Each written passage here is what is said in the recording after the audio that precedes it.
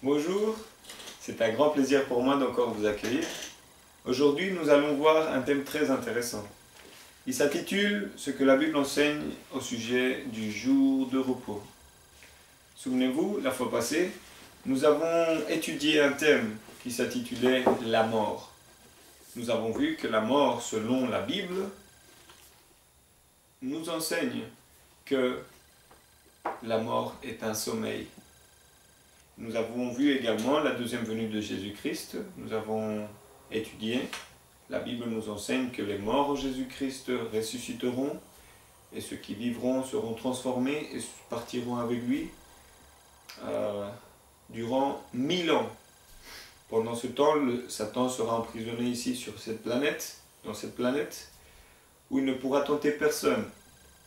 Après les 1000 ans, la nouvelle Jérusalem descendra du ciel.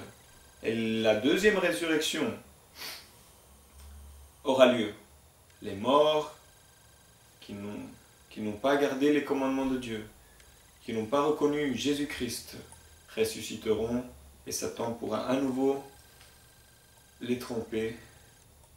Satan pourra à nouveau les tenter à faire le mal et par conséquent à se révéler encore une fois contre la volonté de Dieu.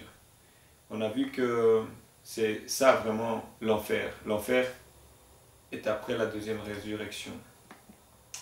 Bon, nous avons un peu résumé l'étude biblique de la fois passée. À présent, nous allons étudier, je le répète, ce que la Bible nous enseigne au sujet du jour de repos. Certaines personnes croient que le jour de repos de Dieu, c'est le vendredi, d'autres pensent que c'est le samedi, d'autres pensent que c'est les dimanches, et d'autres pensent que c'est tous les jours. Que nous dit la Bible à ce sujet? C'est important, parce que Dieu a créé un jour spécial pour vous et moi, pour que nous puissions le rencontrer en esprit et en vérité. Et aujourd'hui, c'est à travers la Bible que nous allons le découvrir. Rappelez-vous que la règle principale est la Bible. Ne croyez pas en mes paroles. Croyez en ce qui est écrit dans la Bible. Parce qu'aujourd'hui, il y a beaucoup de gens qui prêchent la parole de Dieu, mais n'ont pas de fondement. Ils interprètent la Bible à leur manière. Mais nous allons laisser que la Bible elle-même s'interprète par elle-même. Nous allons commencer par le premier texte, mais d'abord par une question.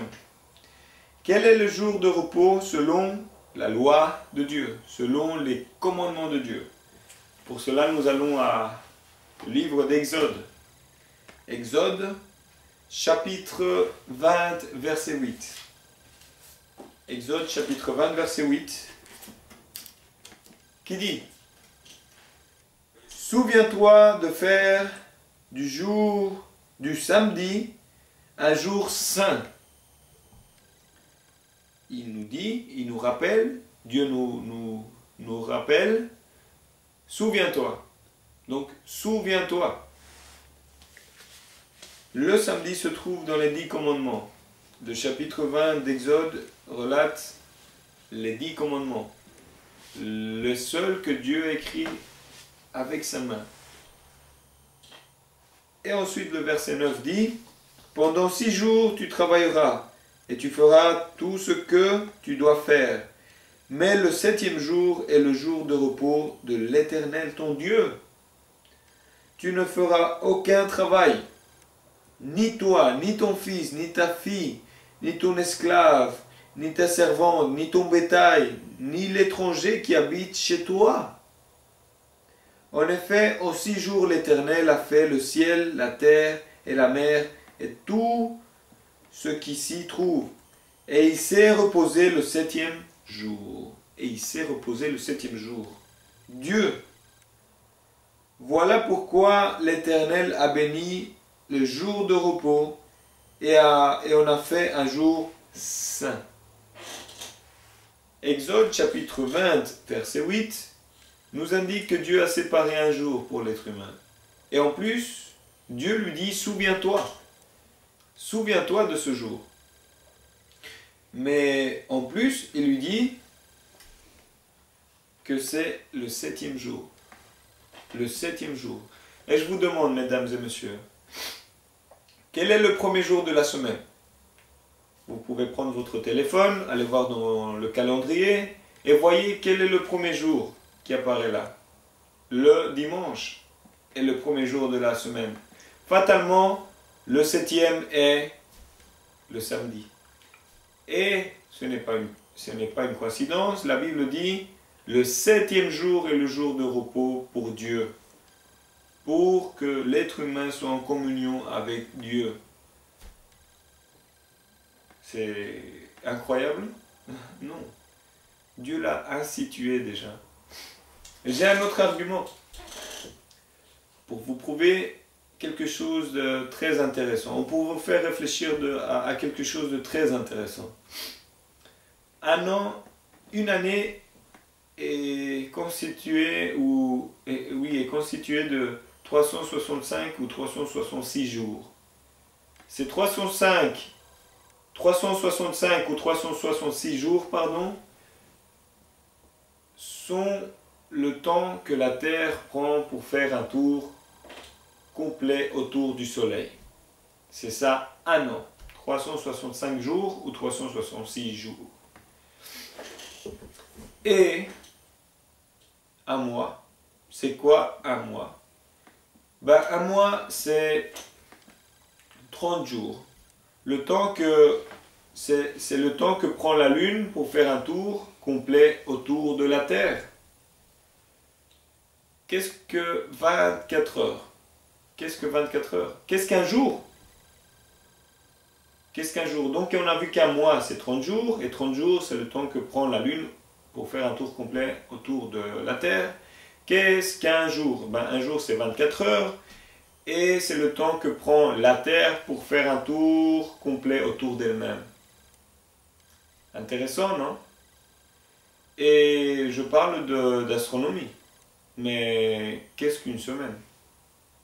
Intéressant. Qu'est-ce qu'une semaine? Pourquoi une semaine de 7 jours et pas de 8 ou pas de 9 ou pas de 10 ou pas de 5? Pourquoi 7 jours? Où est-ce que les astres nous expliquent qu'il y a une semaine de 7 jours? Où? Eh bien, allez voir vos livres d'histoire, investiguez, et vous allez trouver que la civilisation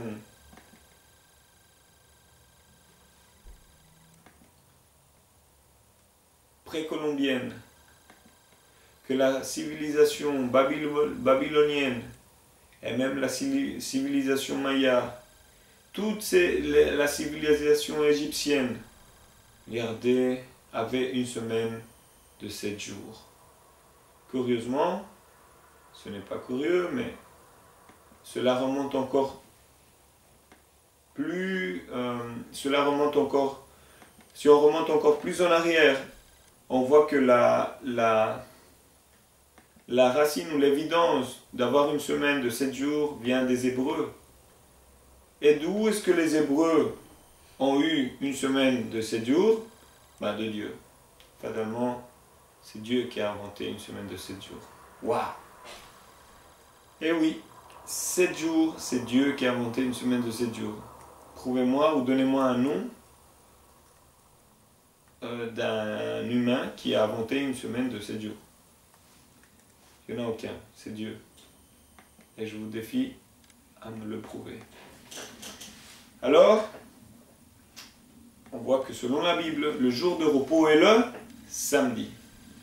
Le samedi est le jour de repos. Mais en plus, il est écrit que tu ne travailleras point.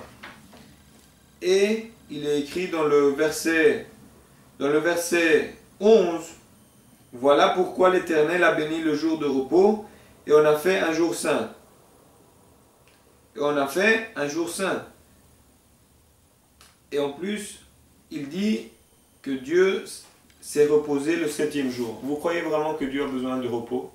Vous croyez que Dieu se fatigue? Pas du tout.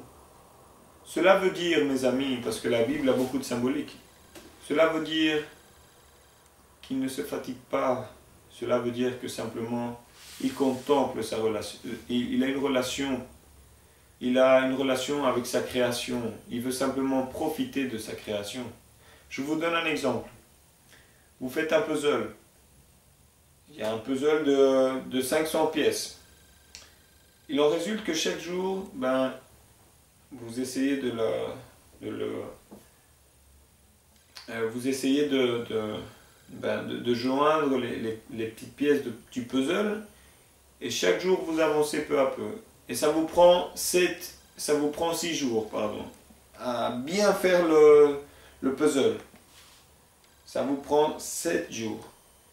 À minuit, la dernière pièce, à minuit du 16e jour, vous terminez la dernière pièce. Waouh! Mais vous êtes tellement fatigué que vous dites, je vais le contempler demain. Et vous vous reposez ce même soir. Vous vous réveillez. Et il se trouve que vous voyez le puzzle. Waouh, qu'est-ce qu'il est beau! Vous admirez le puzzle. Vous faites même un cadre pour le coller sur votre mur. Vous n'êtes pas fatigué. Simplement, vous contemplez la création que vous avez faite. Dieu ne s'est pas fatigué. Dieu n'a pas eu besoin de repos. L'exemple que je viens de vous donner est un exemple banal, mais qui représente à peu près ce que notre Créateur a fait avec sa création. Il n'a pas besoin de repos, Dieu. Il a fait sa création et au 7e jour, il a simplement contemplé et a voulu être avec sa création. Dans ce sens-là, il s'est reposé. Allons voir maintenant la deuxième question, qui s'intitule « Pourquoi, pour qui le profit du samedi ?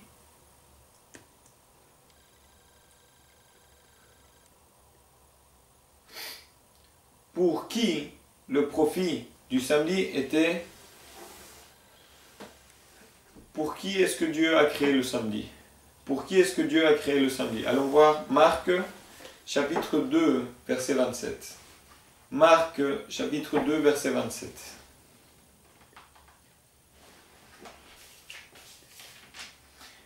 Et Marc, chapitre 2, verset 27 nous dit...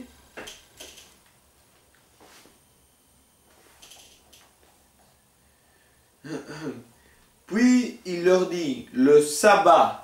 Voilà notre deuxième nom pour appeler le 7e jour. Le sabbat, le samedi, a été fait pour l'homme et non l'homme pour le sabbat. Waouh, intéressant. De sorte que le Fils de l'homme est le Seigneur même du sabbat. Donc, le sabbat a été fait pour l'homme. Il a été fait pour lui, pour son bénéfice. Et non l'homme pour le sabbat. Dieu a instauré un jour pour que l'homme puisse se reposer. Lui, par contre, il a besoin de repos. Lui, par contre, il a besoin de se ressourcer. Dieu l'a créé, lui a donné l'oxygène et tout ce que vous voyez sur terre. Il a besoin d'un jour pour qu'il soit en communion avec son Créateur. Et son Créateur a besoin que vous contemplez sa création. C'est pour ça que Dieu a choisi un jour, le sabbat, le 7e jour, pour être en communion avec lui. C'est pour ça que Dieu dit à l'être humain, ne travaille pas ce jour-là. Au lieu de travailler, sois en communion avec Dieu. Va à l'église et nous allons le voir progressivement. Ce que Dieu veut dire à l'homme, c'est que tu ne peux pas travailler pendant 7 jours sur 7. Tu as besoin d'au moins un jour de repos. Et en plus, tu as besoin absolument, et c'est vital, la communion avec ton Créateur. C'est pour ça que le sabbat, le samedi, a été fait pour le bénéfice de l'homme. C'est un bénéfice de se ressourcer spirituellement et recommencer une nouvelle semaine. C'est magnifique. Dieu fait les choses parfaites. Allons voir la troisième question. Qui a institué le samedi et quand il l'a fait? Quand est-ce que Dieu a créé le samedi? Allons voir Genèse chapitre 2. Genèse chapitre 2 verset 1. Genèse, chapitre 2, versets 1 à 3.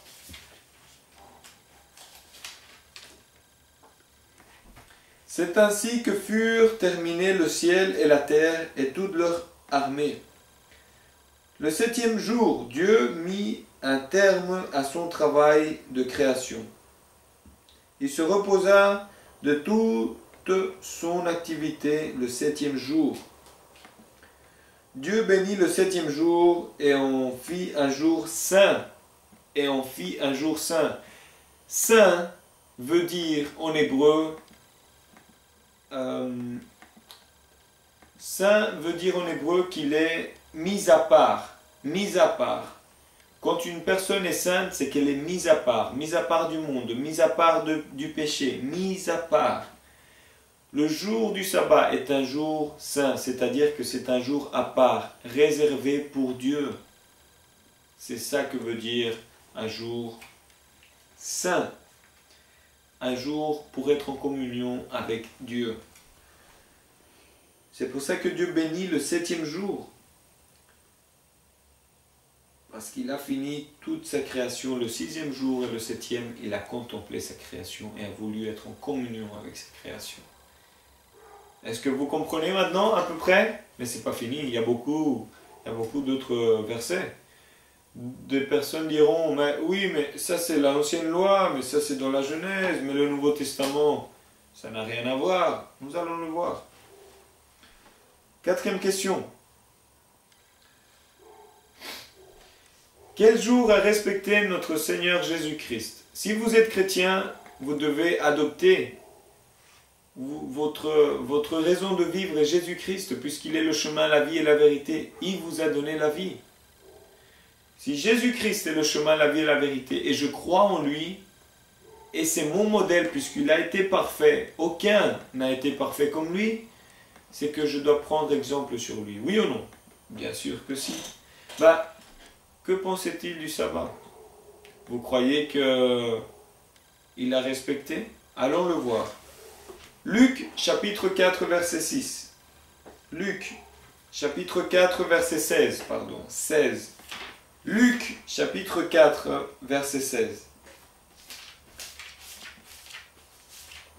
Luc, chapitre 4, verset 16. Et la parole de Dieu nous dit, Jésus se rendit à Nazareth, où il avait été élevé. Et conformément à son habitude,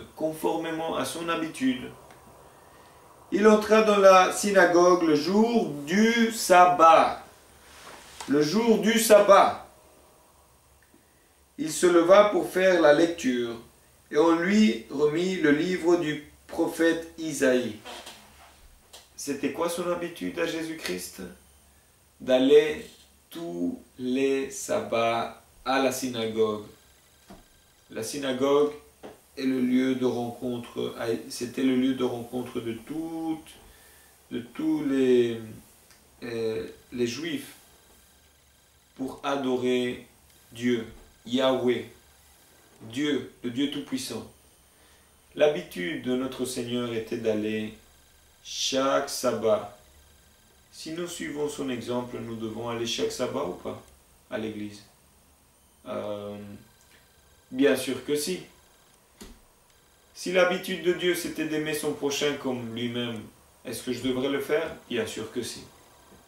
Bien sûr que si. Tout ce que Jésus-Christ a fait, c'est l'exemple à suivre. Parce qu'il n'y a que lui qui était parfait. Mes amis, Jésus-Christ est le Seigneur du sabbat. Parce que c'est lui-même, Jésus-Christ, qui a créé le sabbat. Jésus-Christ, comme nous l'avons vu en Jean chapitre 1, verset 1, au début était la parole, et la parole était avec Dieu, et la parole était Dieu. La parole, elle est venue sur terre et s'est transformée en chair, qui était la parole, Jésus-Christ. Jésus-Christ. Oui, mes amis, Jésus-Christ. C'est surprenant? C'est pas tout. On comprend que Jésus-Christ est le Fils de Dieu, mais dans un plan éternel, c'était un plan divin pour sauver l'humanité. il s'est fait chair, il s'est fait fils. Oui, c'est un mystère, mais qu'on comprend par l'amour. Dieu était la parole, et il était Dieu, et il est Dieu. Mais il s'est fait chair pour te sauver, pour me sauver. Nous lui devons la gloire et la louange. Alors nous devons faire ce qu'il a fait. Oui, ça m'apporte la paix, et ça t'apporte la paix.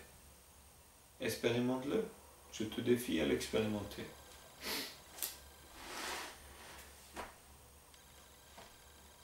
Quel jour gardait la Sainte Marie? Quel jour gardait Marie? Marie, la mère de Jésus?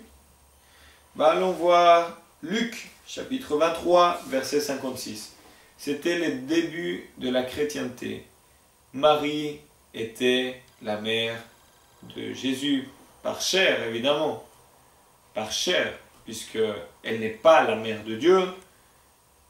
Dieu n'a pas de mère, Dieu n'a pas de père. Dieu est immortel, il est immortel et il n'est pas engendré dans le sens humain. Quand on parle de Jésus-Christ qui a été créé par le Saint-Esprit dans le ventre de Marie, c'est un miracle. Dieu n'a jamais eu de rapport sexuel avec Marie. Blasphème, mes amis. C'est un miracle. C'est un miracle. C'est tout. C'est un miracle.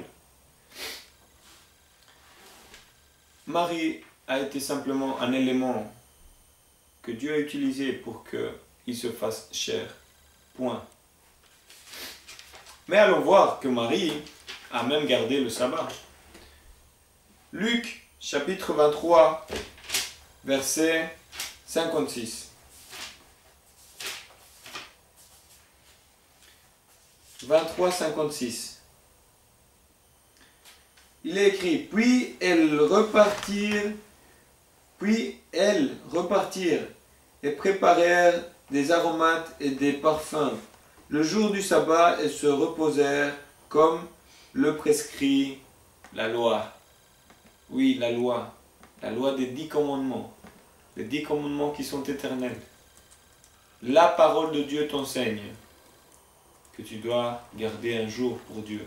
C'est le sabbat, le 7e jour. Marie l'a fait.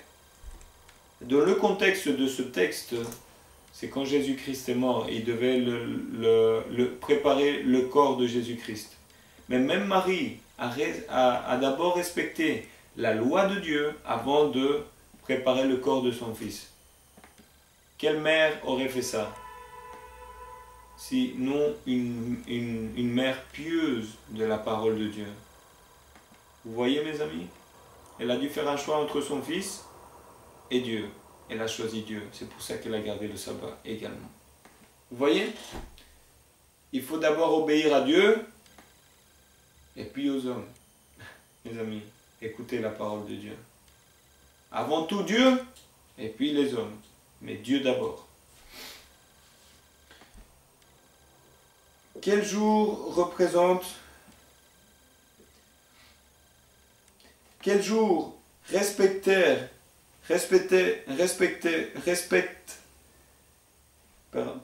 quel jour respectèrent les saints apôtres? Quel jour ils respectaient les apôtres? Allons voir dans Actes, chapitre 17. Actes, chapitre 17, verset 2. Actes, chapitre 17, verset 2.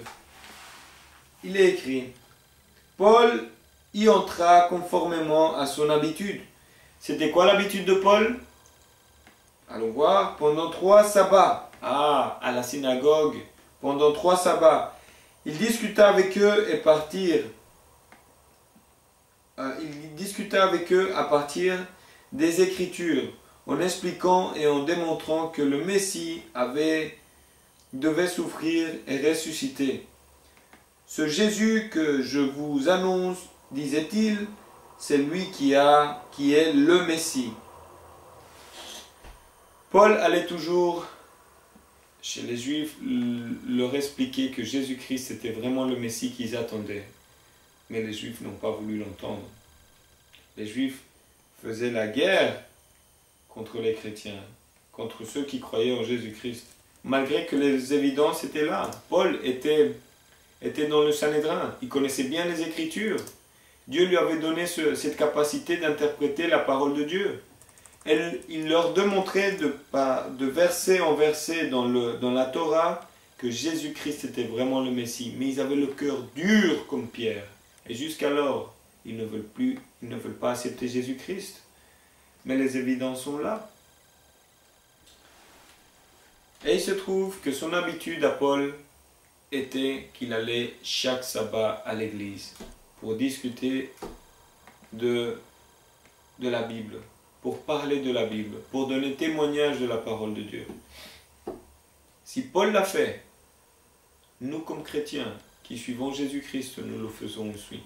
Parce que si Paul suivait Jésus-Christ, il avait les mêmes habitudes que Jésus-Christ. Et nous avons vu que les habitudes de Jésus-Christ étaient de garder chaque fois les samedis comme jour de repos, pour nous montrer à nous l'exemple. C'est pour ça que Paul le faisait et ses apôtres également. Waouh, incroyable, non? C'est merveilleux la parole de Dieu, merveilleux. Et si nous allons dans Actes chapitre 18 verset 4, Actes chapitre 18 verset 4, chaque sabbat Paul discourait dans la synagogue et persuadait des Juifs et des Grecs. Oh mes amis, des Juifs et des Grecs. Chaque sabbat Paul discourait dans la synagogue et persuadait des Juifs et des Grecs. Les Grecs ne connaissaient pas le vrai Dieu. À cette époque-là, les Grecs étaient des idolâtres, avaient des statues partout. Et pourtant, il y avait des Grecs sincères qui voulaient connaître la parole de Dieu, qui voulaient connaître ce Dieu que prêchait Paul, ce Dieu invisible, qui transformait les vies. Quand on l'acceptait, ils voulaient connaître. Et Paul, à son habitude, en allant chaque sabbat, il se trouve qu'il y avait des Grecs aussi. Les premiers chrétiens gardaient le sabbat. Les premiers chrétiens ne gardaient pas le dimanche ni le vendredi. C'était le samedi. Ils travaillaient pendant 6 jours et le 7e, ils se reposaient et allaient écouter la parole de Dieu.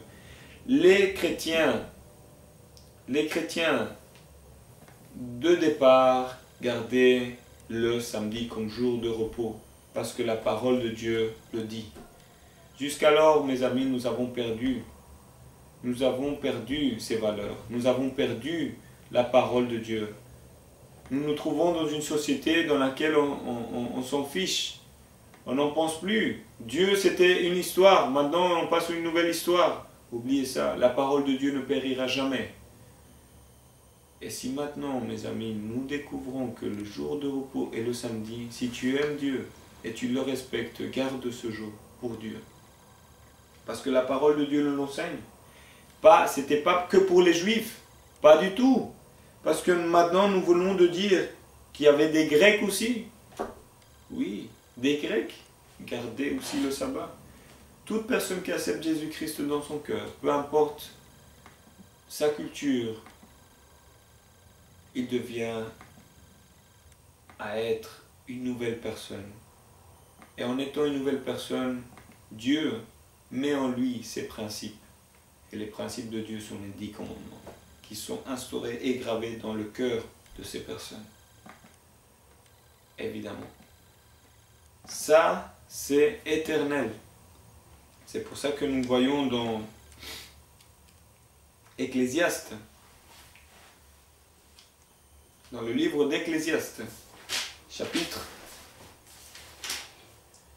12, verset 13. Écoutons la conclusion de tout ce discours. Ecclésiaste, chapitre 12, verset 13, est le résumé de toute la Bible. Crains Dieu et respecte ses commandements, car c'est ce que doit faire tout homme. En effet, Dieu amènera toute œuvre en jugement, et ce jugement portera sur tout ce qui est caché de ce que ce soit bon ou mauvais. En effet, Dieu amènera toute œuvre en jugement, et ce jugement portera sur tout ce qui est caché, que ce soit bon ou mauvais. Donc, la parole de Dieu se résume à deux choses. Crains Dieu et garde ses commandements. Et ces commandements sont, nous l'avons vu, Exode chapitre 20, versets 2 au 17.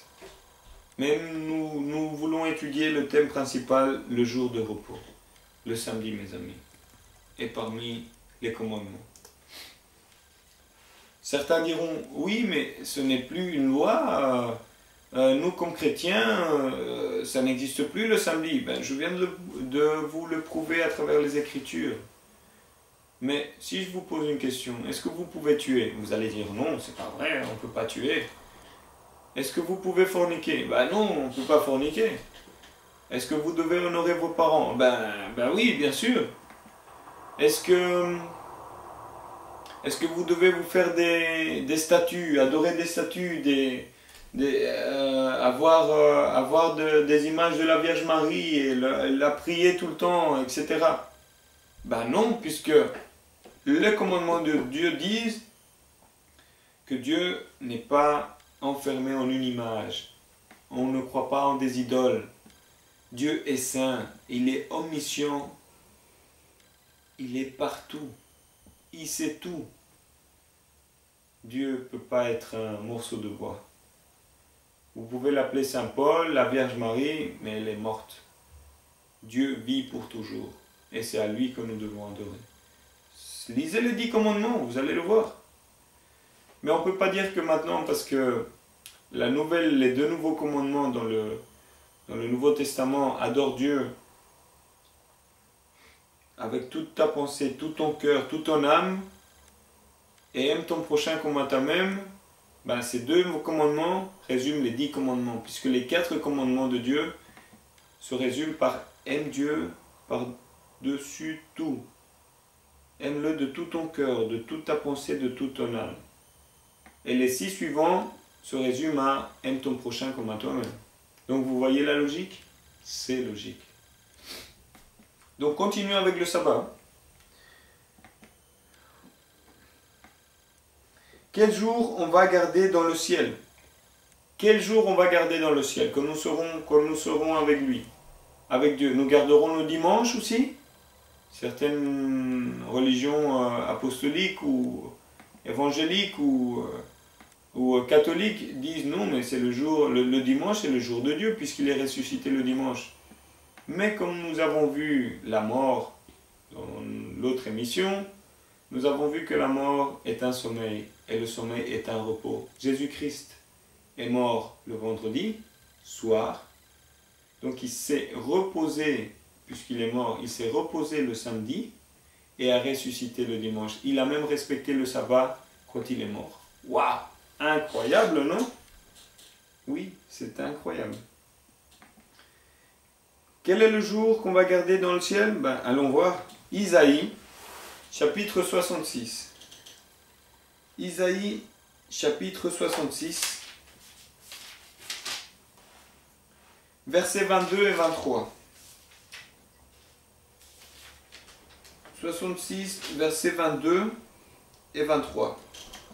En effet, le nouveau ciel et la nouvelle terre que je vais créer subsisteront devant moi, déclare l'Éternel.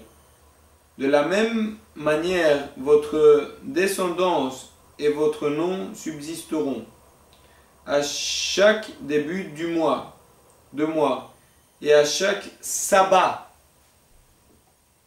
Tout être vivant viendra se prosterner devant moi, dit l'Éternel.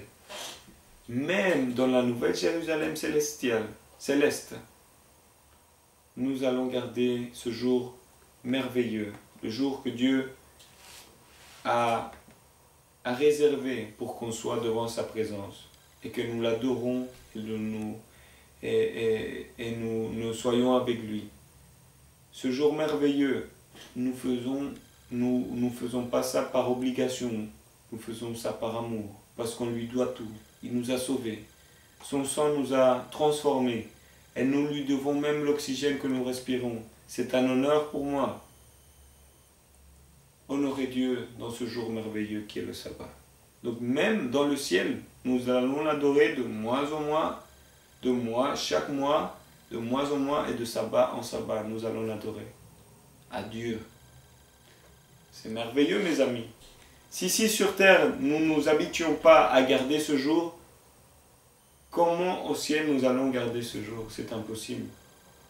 Mes amis, ne soyez pas trompés. Dieu n'est pas, le Dieu que nous croyons n'est pas un Dieu de confusion. La parole de Dieu t'enseigne la vérité. Ce n'est pas le curé, ce n'est pas le pasteur, ce n'est pas moi, c'est la Bible qui nous enseigne la vérité. À elle, ça c'est la règle principale pour que vous et moi, nous soyons sauvés. Parce que dans la fin des temps, il y aura beaucoup de faux prophètes. Il y aura beaucoup de gens qui prêcheront la vérité apparente, mais leur habit, ils s'habilleront d'agneau, mais au fond d'eux, c'est des loups. Mes amis, ne tombez pas dans l'ignorance. Lisez la parole de Dieu, étudiez la parole de Dieu, croyez que à la parole de Dieu. Certains diront, mais tous les jours, il faut garder le sabbat. Non, mes amis, le sabbat est le 7e jour. C'est évident que quand je travaille du dimanche jusqu'au vendredi, ces 6 jours, je travaille. Évidemment que nous devons trouver Dieu tous les jours. Tous les jours, nous devons prier Dieu. Tous les jours. Tous les jours, avant de dormir. Avant de dormir, quand nous nous levons, quand nous allons manger, quand nous marchons, chaque fois qu'on a l'opportunité, nous prions notre Seigneur parce que nous croyons en lui. Et cela plus que 5 fois par jour. Un vrai chrétien prie plus que 5 fois par jour. Puisque même quand il marche, il pense à Dieu. Oui, oui mes amis, quand tu as l'amour de Dieu en toi, c'est un bonheur de parler avec Dieu, constamment. Donc mes amis, quand vous travaillez, quand je bouge un livre, je ne peux pas penser simultanément à Dieu. Je fais mon travail, mais quand je le termine, je pense à Dieu. Vous comprenez pourquoi il y a un jour spécial que Dieu a réservé, où je ne dois pas penser à autre chose, mon travail, mon stress. Non, je laisse tout ça de côté et je me consacre à 100% à Dieu. C'est ça le bonheur. Tu te ressources spirituellement et puis tu commences une nouvelle semaine et un nouveau sabbat, une nouvelle semaine et ainsi de suite. Tu te renouvelles chaque semaine. Et tu verras les bénédictions qu'il y aura dans ta famille. Les bénédictions dans toi-même. C'est merveilleux de garder les commandements de Dieu par amour. Parce que Dieu est amour. Les 10 commandements sont le reflet du caractère de Dieu. Saint. Si tu veux obéir la parole de Dieu, obéis la parole de Dieu. N'obéis pas la parole des hommes, la parole de Dieu. Comment nous devons faire attention pour pas corrompre ce jour saint? Allons voir Isaïe chapitre 56. Isaïe chapitre 56, verset 2. Isaïe chapitre 56, verset 2 dit « Heureux l'homme qui adopte ce comportement et le Fils de l'homme qui y reste fermement attaché, qui respecte le sabbat au lieu de le violer et veille sur ses actes pour ne commettre aucun mal. » Oui, pour ne commettre aucun mal, mes amis.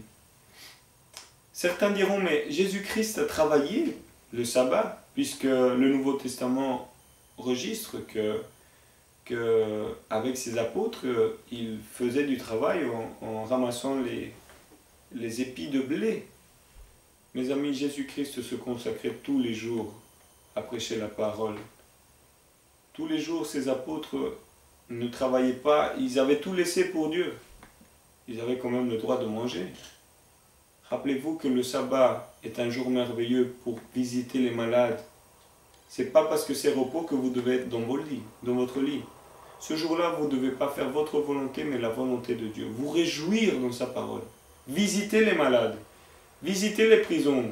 Visitez vos amis. Visitez vos familles. Parlez-leur de la parole de Dieu. Prêchez la parole de Dieu dans les trains, dans les bus, que les gens sachent qu'il y a un Dieu tout-puissant. C'est ça le bonheur de partager la parole de Dieu. Notre combat n'est pas avec des pancartes, n'est pas en train de faire des révolutions. Notre combat n'est pas avec des pistolets ou des armes. Notre combat est avec la parole de Dieu. La parole de Dieu. Et l'arme la plus puissante que peut posséder un vrai chrétien est l'amour de Dieu. Puisqu'il nous enseigne, aime ton prochain comme toi-même. Même s'ils te blasphèment, même s'ils te font du mal, bénis-les, prie pour eux parce que Dieu peut changer leur vie. Oui, mes amis, l'arme la plus puissante que nous avons est l'amour. L'amour de Dieu. L'amour peut tout et détruit tout. Il faut vénérer le sabbat. Nous avons vu ici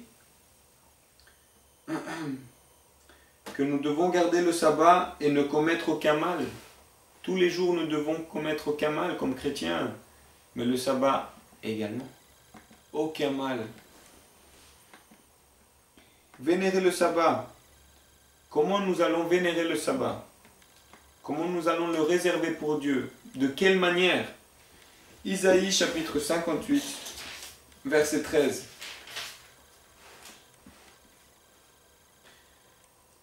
Verset 13.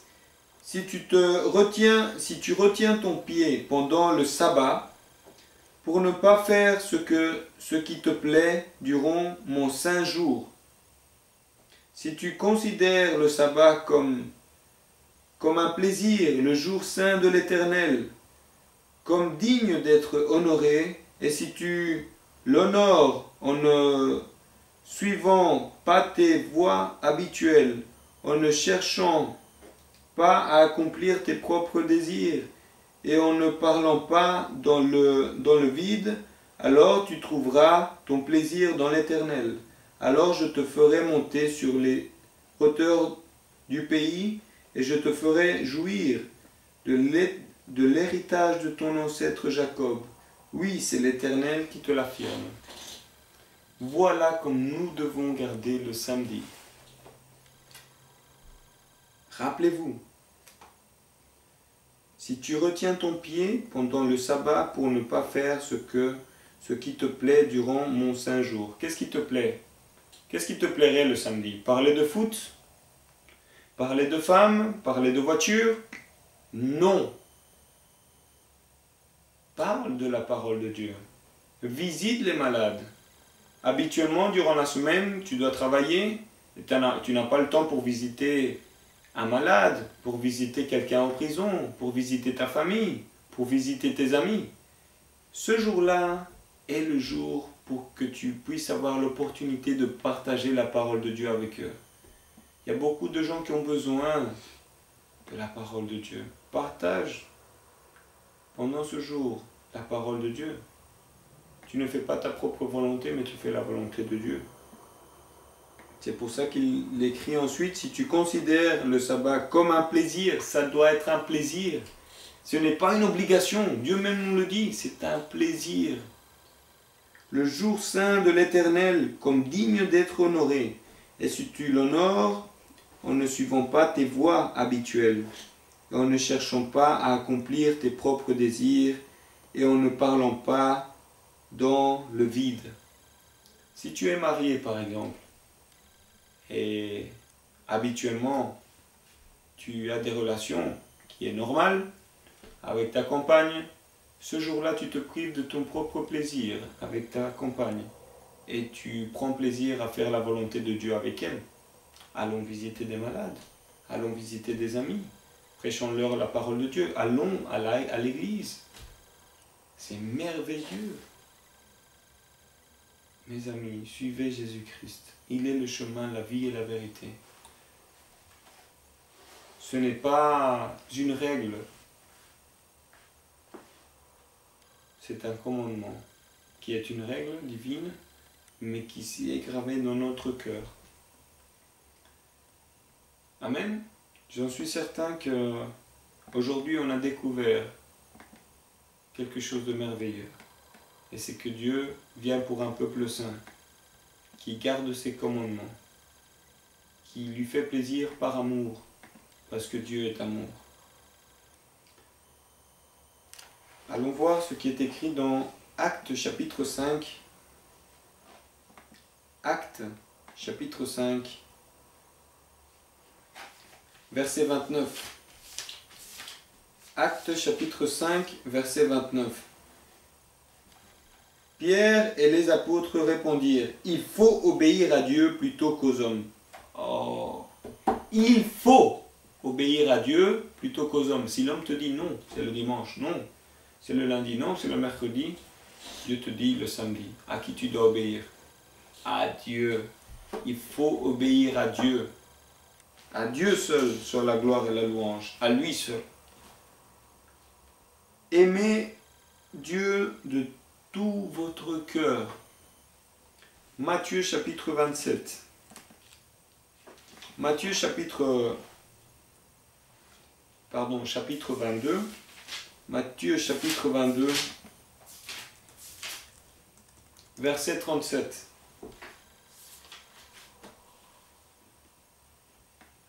Jésus lui répondit, « Tu aimeras le Seigneur ton Dieu de tout ton cœur, de toute ton âme et de toute ta pensée. C'est le premier commandement et le plus grand. Et voici le deuxième, qui lui est semblable, tu aimeras ton prochain comme à toi-même.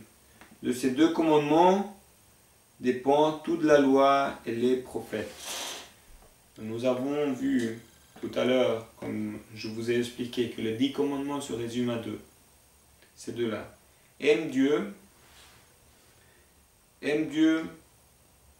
de tout ton cœur, de toute ton âme et de toute ta pensée. Rappelez-vous que les 10 commandements sont divisés en deux parties.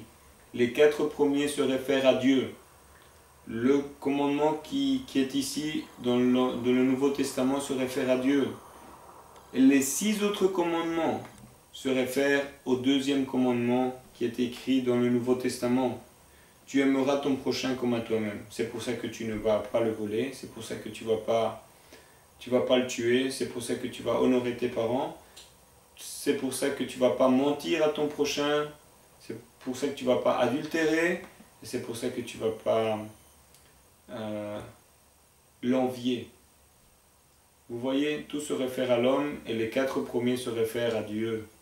Tu n'auras pas d'idole, tu ne prononceras pas le nom de Dieu en vain, garde le sabbat.